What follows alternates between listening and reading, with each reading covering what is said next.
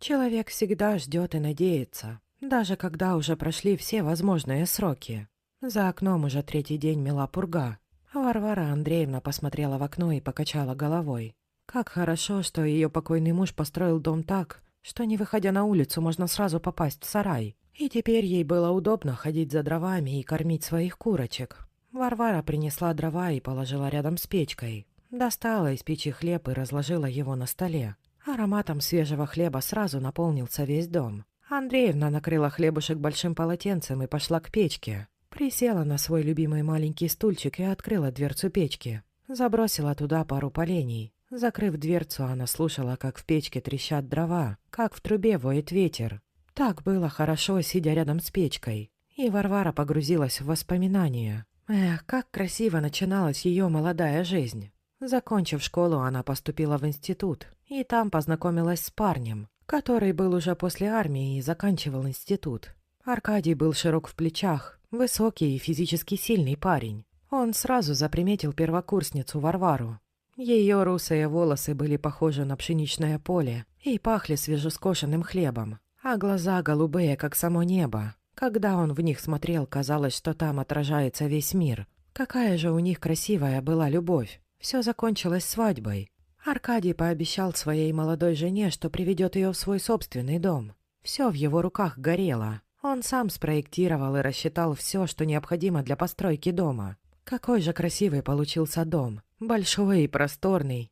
Часть мебели в доме он тоже смастерил сам. Как и обещал, привел свою на тот момент уже беременную жену в новый дом. Варвара даже не думала, что может быть так счастлива. К концу лета у них родился сыночек Степан. У него были такие же голубые глаза, как у Варвары, а волосы густые и черные, как у отца. Мальчишка рос в любви, гордился своими родителями. И с самого раннего детства тянулся к плотницкому делу, как отец. И так хорошо все у него получалось, что к 20 годам он перещеголял своего отца.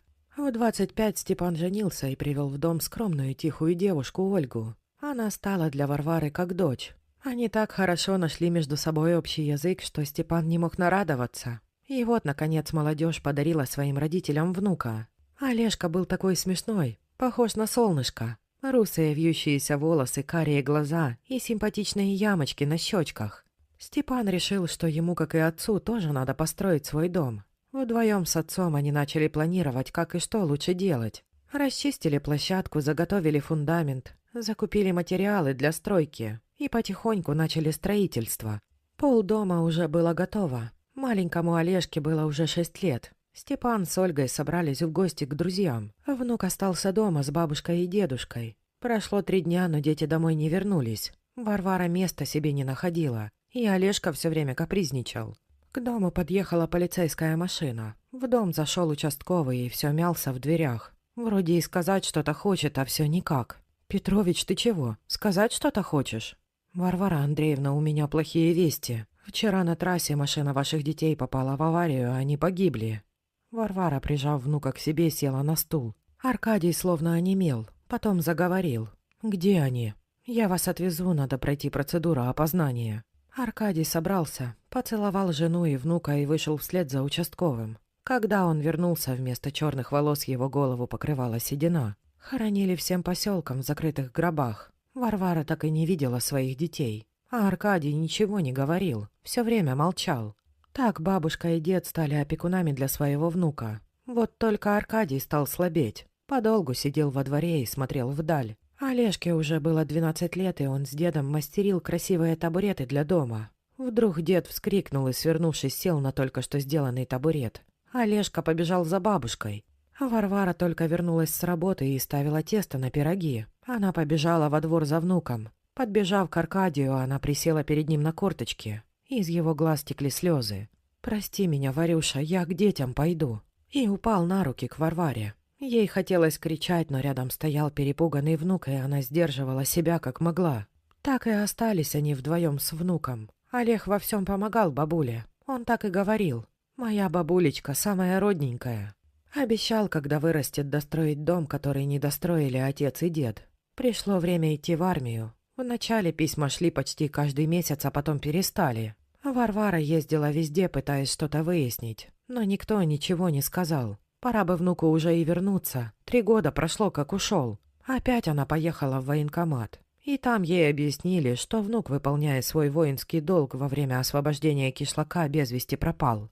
Варвара Андреевна ехала домой и не знала, как ей жить дальше. Вот только душа ее не верила, что внук погиб. Она все надеялась, что он вернется.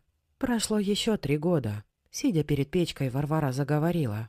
«Господи, ты дал мне хорошего мужа и сына и забрал их. Неужели ты еще и внука у меня отнимешь? Прости меня, если я чем-то тебя прогневила». Из глаз сами собой потекли слезы. Она встала и подошла к окну. Фонарь на улице раскачивался, словно барышня в роскошном платье на балу, а снег все кружился и заметал дорожку к дому. В доме стал моргать свет, наверное, от ветра. Варвара пошла в кладовку и принесла свечи, если вдруг погаснет. Где-то через минут 5 свет все-таки погас. Андреевна зажгла несколько свечей. Вздохнула и хотела уже идти в сарай, как за окном мелькнула чья-то тень. Странно, кто же это? Может, соседка пришла свежего хлебушка взять? В дверь постучали. «Кто там?» «Пустите, я с дороги сбился. Все замело, не знаю, куда дальше идти, замерз очень». Варвара открыла дверь. Там стоял молодой человек в капюшоне. Лица не было видно совсем, да еще и 2 свечи от сквозняка погасли. «Проходите, напою вас чаем и свежим хлебом». Парень вошел в дом и присел у стола. «Как вкусно пахнет хлеб», — сказал парень и замолчал. У Варвары закололо сердце. Она никак не могла зажечь свечу. Руки дрожали. «Бабулечка, давай я тебе помогу. У меня и зажигалка есть». Варвара чуть не упала. Олег едва успел ее подхватить. «Господи, деточка моя, родненький ты мой, где же ты был? Я все глаза выплакала». «Ой, бабуля, долго рассказывать. Одно скажу. Живой благодаря твоей вере и надежде. Потом все расскажу, давай будем пить чай». Так они и сидели при свечах. Пили чай и ели свежий душистый хлеб. А за окном все так же не утихала метель. Снег, делая пируэты, то взмывал вверх, то спускался к самой земле. Только теперь пурга совсем не пугала. Варвара была не одна. All right, everyone's presentations are done. Nick, the manager, said as he tried to move the discussion forward. Excuse me, I haven't. I recently found out something. Nick interrupted me and began to speak. There's apparently someone in this department who didn't graduate high school and is just a part-timer. Meetings should be for employees only. Absolutely right. His lackey, Mike, of course, agreed with Nick. I'm leaving. After leaving the meeting room, I started to shut down my computer. I noticed that an email had arrived, not in my personal inbox, but in the company's shared email. Thinking, there's no point in speaking up, no one will listen, I went home quietly. The next day, I heard a commotion from Nick's desk. He was staring at his computer screen, his face pale. Nick? Is something wrong? Mike looked at the screen with him. And he turned even paler than Nick. Why is he so angry? Knowing the reason for Mike's distress, I thought to myself, serves them right. My name is Adam. My mother passed away when I was in the 9th grade, and I was raised by my father. Well, you could hardly call it being raised. After my mother passed, my father changed. He drowned his sorrows in alcohol, and though he still went to work, he squandered our living expenses on horse racing. Because of that, I had to start working part-time as soon as I entered high school. Every month, I went to the convenience store with bills in hand that couldn't be auto-deducted from my father's account. Even though I endured it because I didn't want to be alone, I reached my limit in my 2nd year of high school and dropped out. I found a live-in job at a distant inn. Thank you for everything. The day I left home, my father, still staring at the TV, spoke. Take care. That was our last conversation. Back then, 18 wasn't the age of majority, so I needed my father's permission to work, and I couldn't hide my place of employment. Yet, my father never visited me even once. I kept working just to survive, and before I knew it, I was 42. Years of hard work paid off, and I was transferred to the headquarters. I was thrilled to be recognized by the company, as I thought I'd be working in the field until retirement due to my lack of formal education. Listen up. Our work can change the future of our employees. Don't drag us down. On my first day after the transfer, Nick, dressed in an expensive suit, spoke sternly. There was a reason for this. Our inn was located in a prominent tourist destination, known so well that everyone in the state could sing its commercial jingle. At its peak, we had 5 locations within the state. But that was long ago. Due to financial difficulties and aging facilities, only the place where I had worked for many years and the original establishment remained. I was prepared to lose my job anytime, but now there was a glimmer of hope. With the rise of social media, the tourist area where the inn was located started gaining attention again. Depending on how hard the sales department, where I was transferred, worked, we could either thrive or be forced to give up this prime location to the new hotel chains continuously popping up. For Nick, who had switched careers from another industry to strengthen our sales, this was a battle he couldn't afford to lose. I understood why he had to be strict. "I will do my best." Nick sneered at my enthusiastic declaration. "Did you not hear what I said?" "I'm sorry." I thought I was listening carefully. Out of habit from years of customer service, I apologized reflexively, though I had no idea what had offended him. Someone was watching me with a smirk.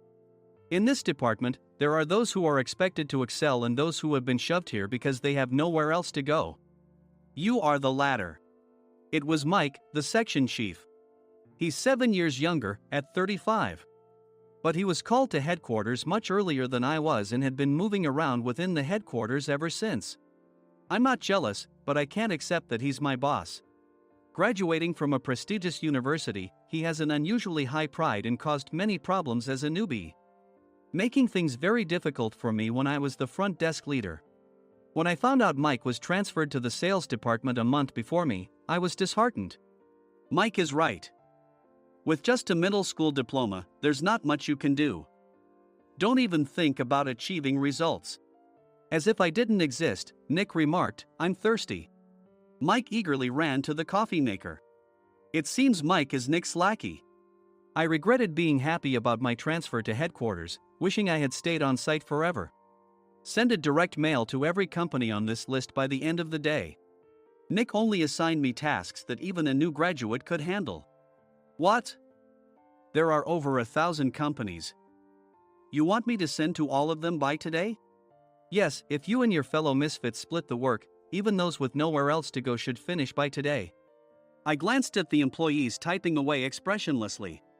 They were worn out from customer service, only thinking about leaving on time, or were women reassigned after having children, with zero motivation for work.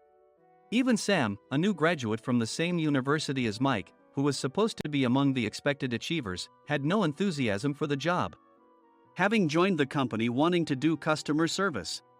"I don't care what they say, I plan to quit any time," he said. Only Nick and Mike were highly motivated, making all the decisions between the two of them. I originally only wanted to work at the inn to survive and had no particular attachment to this job.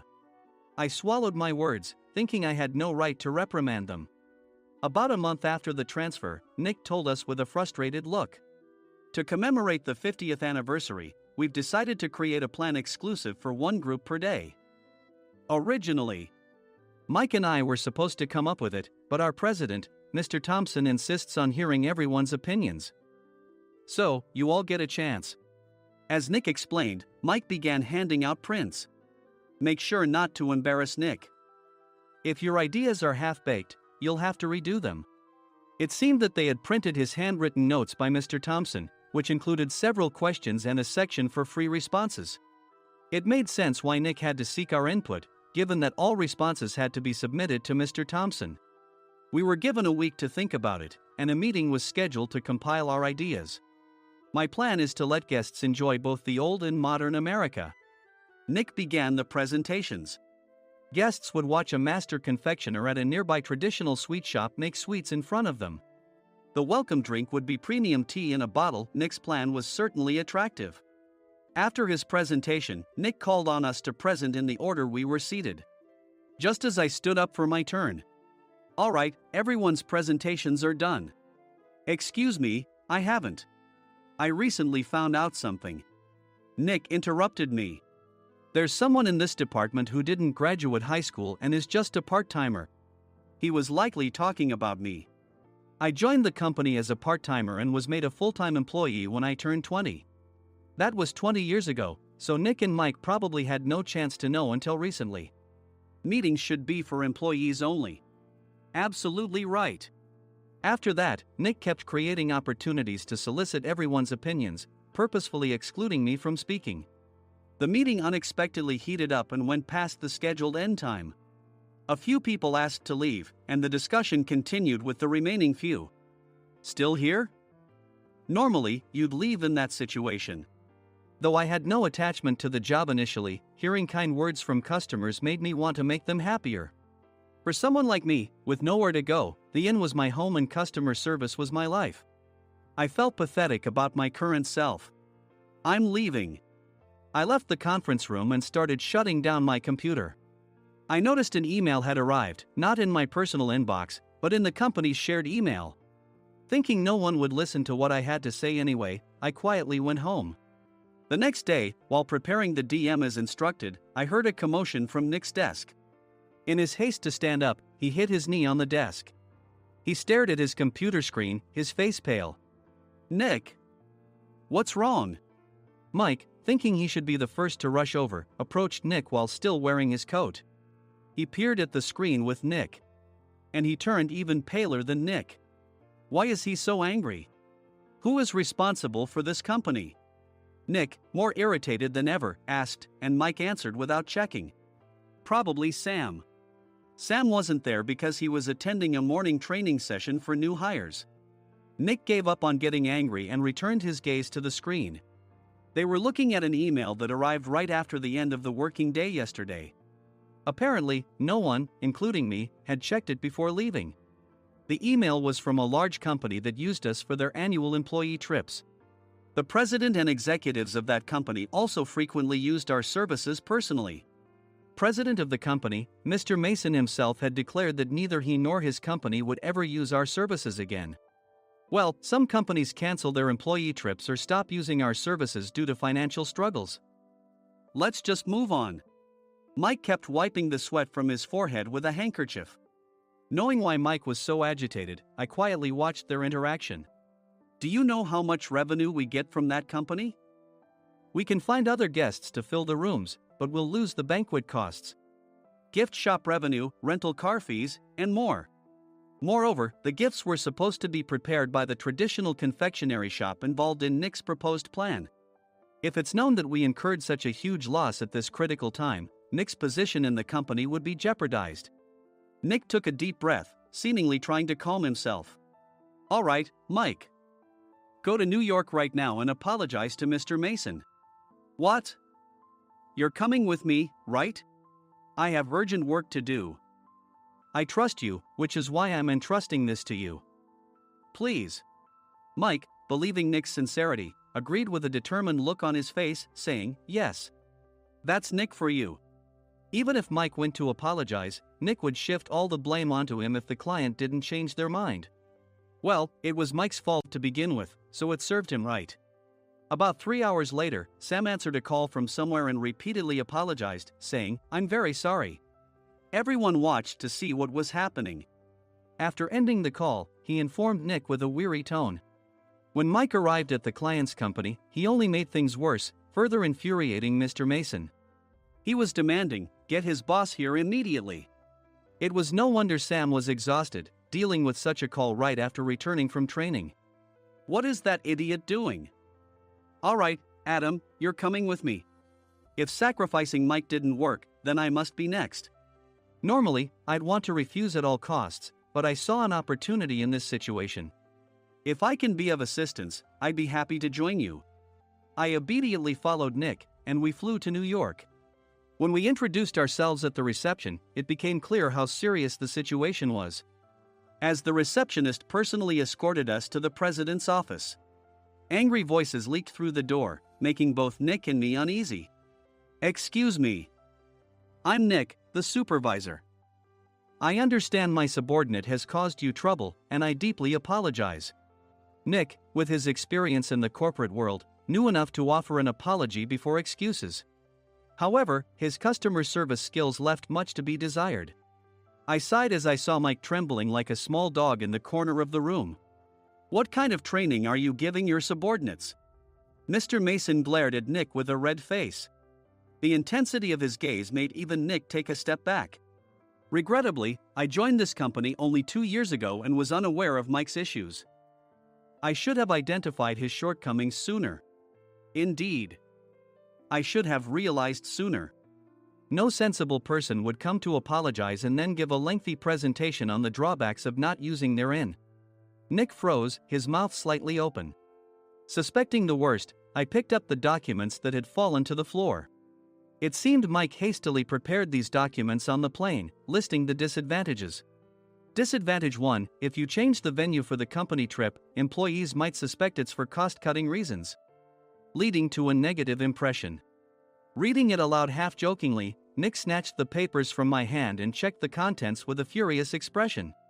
Among the stack of documents was a receipt from a nearby convenience store's copy machine. I felt a pang of dread, hoping he hadn't shown the receipt as well. What do you think he said when I asked what kind of nerve he had to do this? I'm very sorry. Faced with the dire situation, Nick must have thought there was nothing left to do but apologize. In a voice smaller than I'd ever heard from him, he uttered words of apology. He said, "I'm a Harvard graduate. I don't believe I said anything wrong." Mike! What have you done? Forgetting his plan to pin the blame on Mike, Nick yelled loudly, even in front of Mr. Mason. "I didn't do anything wrong." "You're still saying that? Look at him." Mike pointed at me with a shaking hand. "I was assigned to headquarters in my 20s and now I'm a section chief. This guy only made it to headquarters at 42. Everything I've done proves I was right. So why are we losing the contract?" Having said his piece, Mike collapsed to the floor. "Of course. You were sent there because you had nowhere else to go." Mike never expected to hear such words from someone he looked down upon. He lunged at me, and Nick hurriedly stepped in to stop him. "Mr. Thompson told me Mike is a quick thinker, and to take good care of him." There's no way he was pushed aside. "Don't make things worse here. He didn't say quick thinker, he said only quick-witted, didn't he?" I don't remember that part. I recalled the many troubles Mike caused when he was a newbie. When Mike was on the front line, his pride was so high that he never apologized to customers. Customer service, especially in our job, doesn't work alone. It brings both good and bad situations. If the front staff or housekeepers made mistakes, or the cleaning company didn't properly clean a room, one had to apologize to the customers regardless of personal fault. Mike, in such situations, would never apologize, insisting he wasn't at fault. This often angered customers, and as the front desk leader, I frequently had to apologize on his behalf. He caused complaints and disrupted operations, which is why he was quickly moved to headquarters. In departments where he didn't interact directly with customers, his quick thinking was beneficial and things went well.